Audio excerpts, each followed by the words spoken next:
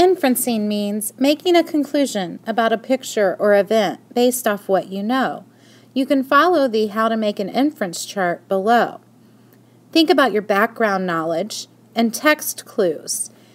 Think about what you already know and what the author tells you to make an inference about what could happen next. You could also use this inference equation to help you make inferences.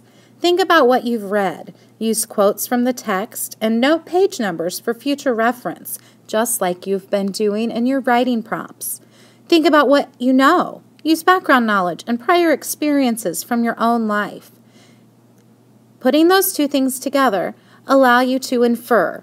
When you infer, you put two and two together and make a conclusion about the story. Check this picture out. This is Mrs. Sargent's father-in-law when he was about 4 years old with his brothers and sisters and aunt. What are the kids doing? What do you think they are thinking about? What do you think will happen next?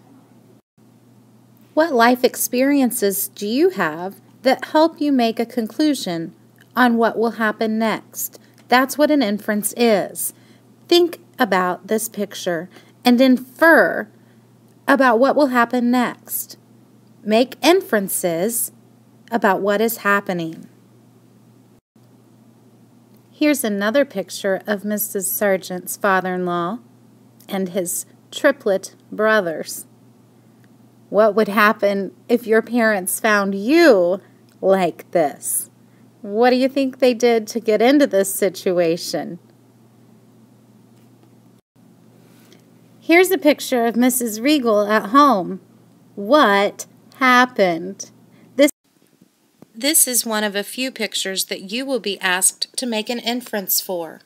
Think about all of the things that are happening in the picture. What do your past experiences let you know is going on in this picture in Mrs. Regal's kitchen? Here is a scene from Mrs. Sargent's house. Uh-oh, somebody's in trouble and somebody fell asleep. What do you know might happen next based off of your experiences? Think about what you know about babies or when someone falls asleep watching a baby. What do you think will happen next? What are your inferences about this picture?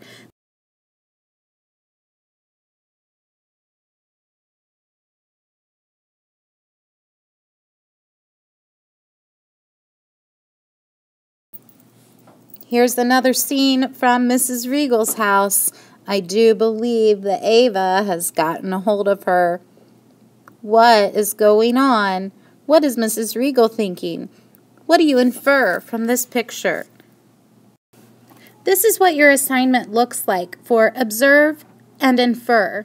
In another video called How to Use Notability, it will teach you how to open up a PDF from the bundle that looks like this. I also show you how to use Notability and how to import a picture. This is what your PDF looks like with the picture after you've uploaded it all into Notability. You will use Notability to type on the lines. Please type, not write. It's much easier to read the typing. And make sure you include your name.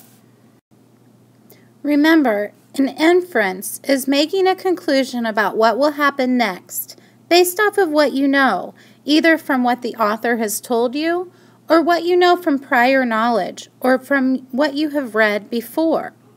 In this picture of Zachary and I bet you can make inferences about what might happen next, or you can maybe even infer how Zachary is feeling about being busted about taking all of his toys out of the box while Mommy sleeps. Whether you use Mrs. Regal's picture of the disaster in her kitchen, or you use Mrs. Sargent's picture with Zachary emptying his toy box, you can infer, make inferences, draw a conclusion from what you know for either one of these pictures. You will find this PDF of Observe and Infer in your bundle for the e-learning day. You will open it in Notability and answer your questions. You have a video called How to Use Notability.